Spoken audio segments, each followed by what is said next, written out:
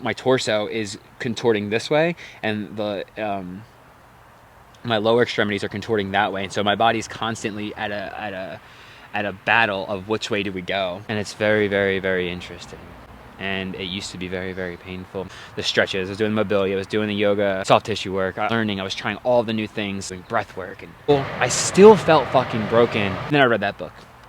And it slowly started to change from there. I could say like it all changed overnight, but no, that book terrified me.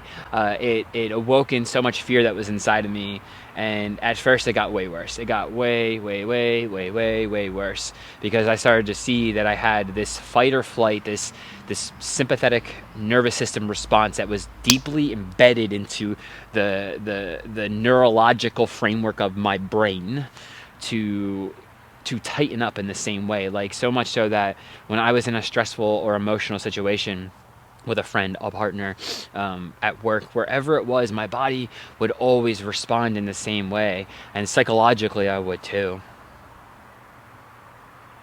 So doing all the things, doing the physical things wasn't nothing, because what it did do was it taught my brain how to relax. It taught my brain how to relax the muscles, so that when I got to the point of